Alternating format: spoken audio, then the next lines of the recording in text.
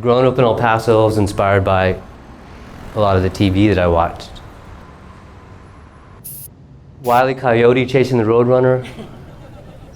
I swear, for the longest time, I thought that when he was holding the fork and the knife, that was for aerodynamic purposes. Evel Knievel, he jumped a shark. The Fonz, he lived upstairs from the Cunninghams. He was just different, man. He had a motorcycle, he had this leather jacket. He hit the wall, the lights turned on. It's something else, man. One of the shows that they had, he had set up 14 trash cans in front of the restaurant where they would hang out, and 2 ramps. And what he was gonna do, he was gonna jump his motorcycle across the trash cans. The potential, the reality that flying was within my reach.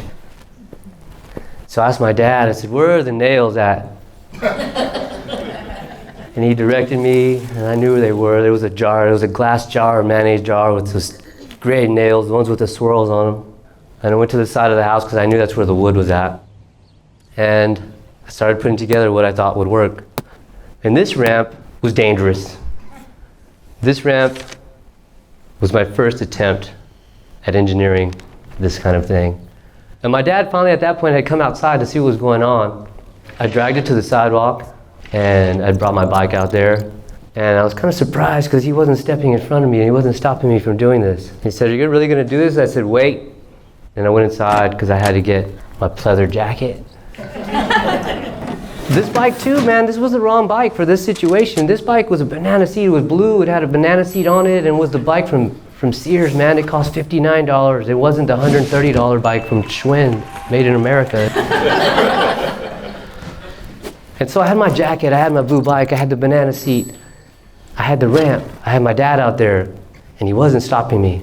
And so I rode, not to the next door neighbor's house, but the house next to that, because their driveway was steep. That was gonna be where I was gonna get the speed. And so I rode up there and I turned around and I surveyed the situation, and I could see my dad down there with his arms crossed, and I was like, man, now would be the time he would stop me. I was like, okay, here we go. So I go down the driveway and I turn, get that turn, and I start pedaling at the ramp. And I got the speed of the Coyote, combined with the speed of Evel Knievel, combined with the speed of the jacket, plus the speed of my dad, which was 0. And I was pedaling and I was pedaling, and I got ready and I got ready, and when I'd seen them do it, I saw them and they were standing up. And I remember my front tire hit the ramp. I got ready for something to happen. When something didn't happen, something happened that was not expected. The ramp laid down.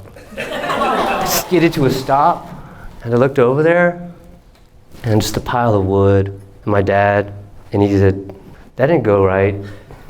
But he gave me a good idea. He said, let's try this. So instead of the boards being upright, vertical, like the legs of a table, we laid them down. It was much more reasonable for this time, and this age, and this bike. And so again, I proceeded to go down the driveway, and I turned and started pedaling at it, and I get ready to stand up, and I'm getting ready to stand up, and when I get to the edge of the ramp, it stays there, and I'm flying, and I feel free of the ground. I feel free of gravity. I have nothing touching me, and I'm doing it. And I come back down, and I hold on tight, and I hold on strong. I skid to a stop, and I look over there, and I can see on the ground, and there's a black mark on the sidewalk. And that space was about 3 feet, it was about a yard, that I was not in contact with the earth anymore. And I gotta go do this again. And my dad, he went inside to watch the game.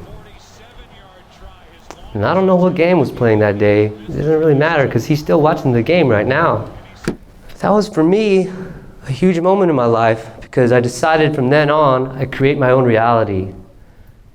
And this bike, and these ramps, and this world that we live in, it's not all the same. It's not just sidewalks and driveways. There's ramps everywhere.